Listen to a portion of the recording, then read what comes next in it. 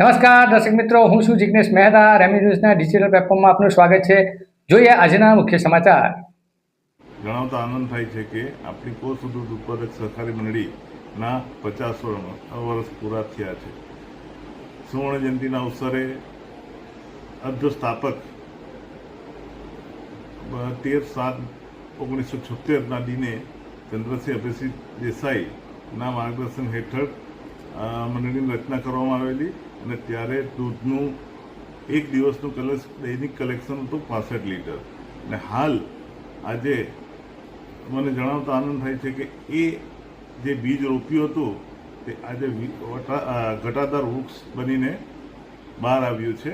ને અત્યારે દૈનિક જે કલેક્શન છે તે 24,300 જેટલું છે. આ વર્ષમાં 50 વર્ષની સફરમાં 3 ડેરીઓ બદલાઈ છે. એમાં પહેલાં મૂળ ઘરે કલેક્શન કરતા હતા, ત્યાર પછી નવું મકાન એમણે લીધું. નવું મકાન પછી જે પૂર્વ સંચાલકો હતા એમણે બીજું એક મકાન બનાવ્યું. હાલમાં સ્વર્ગવાસ દયાભાઈ સુધીભાઈ પટેલે આ જગ્યાને નવું મકાન બનાવીને આપ્યું અને એમના થકી એમના વ્યવસ્થિત સંચાલનથી આજે આ મંડળીને એક નવું સુવ્યવસ્થિત ટેકનોલોજી સજ્જ મકાન મળ્યું છે. એમાં આપણી દૂધ મંડળીને સ્ટોરેજ માટે 5,000ની 4 ટાંકીઓ અને 10,000ની 1 ટાંકી એમ કુલ 5 ટાંકીઓનું BCU પ્લાન્ટ છે. બીજું કે જણાવતા આનંદ થાય છે કે સુમુલ ડેરી સુરત દ્વારા આપણને સોલાર રૂફટોપમાં 70% સબસિડીએ આપણને 40 કિલોવોટનું આપણને સોલાર પ્લાન્ટ આપવામાં આવ્યો છે. અને ગોબર ગેસ 100 સભાસદભાઈઓને ગોબર ગેસ 145 વ્યક્તિઓને ગોબર ગેસની સુવિધા ડિસ્કાઉન્ટ રેટે આપવામાં આવી છે.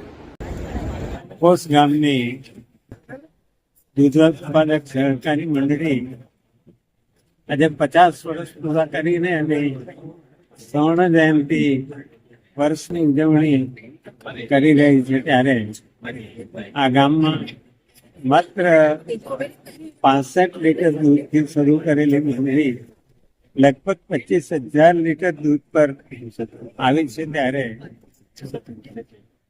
આ મંડળી ખૂબ પ્રગતિ કરે એવી સૌ સભાસદ મિત્રો અને આ દૂધ મંડળીના પ્રમુખ ભાઈ ધનંજયભાઈ અને એમની ટીમ ભાઈ બાલુભાઈને બધાને હું અભિનંદન.